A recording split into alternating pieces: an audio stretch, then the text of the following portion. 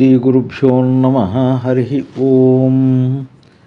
శ్రీరుద్ర నమ్మకంలోని రెండవ అనువాకం, దాని భావాన్ని తెలుసుకుందాం. ఓం నమో హిరణ్యబాహవే సేనాన్యదిశాంచ పతయే నమః.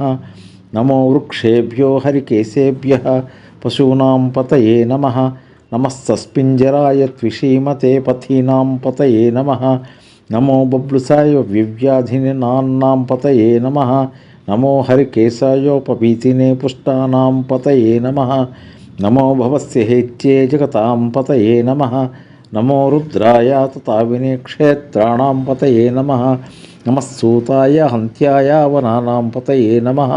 నమో రోహితాయ స్థపతయే వృక్షాణాం పతయే నమః.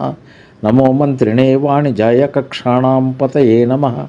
నమో భవంతి వారివస్కృత ఔషధీనాం పతయే నమః. నమో ఉచ్చైర్ఘోషాయ క్రందయితి పత్తీనాం పతయే నమః. నమః కృష్ణవీతాయ ధావతే సత్వనాం పతయే నమః.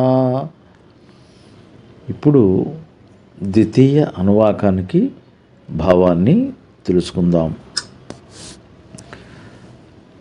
ఓ రుద్ర, స్వర్ణభుజములను కలిగి సేనాపతి, దిక్కులకు అధిపతి, వృక్షముల వలె ప్రకాశించేటటువంటి ఓ స్వామి, ఆకులను జుట్టగా కలిగినటువంటి వారా, అన్ని జీవరాశులకు పతి, లేత చిగురుల వలె పచ్చగా ఎర్రగా ఉన్నటువంటి స్వామి, మిక్కిలి ప్రకాశవంతమై సమస్త మార్గాలలో నడిపేటటువంటి మహానుభావ, నందిని అధిరోహించినటువంటి ఓ స్వామి, శత్రువుల పాలిటి రోగం వంటివాడు, సమస్త ఆహారములకు అధిపతి, నల్లని జుట్టు కలిగినటువంటి వాడు, ఉపవీతమును ధరించి శక్తిమంతులకు అధిపతిగా భవసాగరాన్ని దాటించేటటువంటి ధనస్సును ధరించినటువంటి క్షేత్రాలకు అధిపతి, జీవితమనే రథాన్ని నడిపించేటటువంటి ఓ స్వామి, అజేయ, అరణ్యమునకు అధిపతి, ఎరుపు వర్ణము కలిగినటువంటి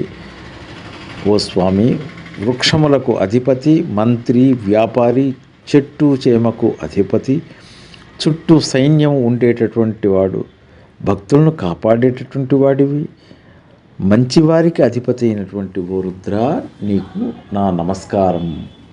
స్వస్తి.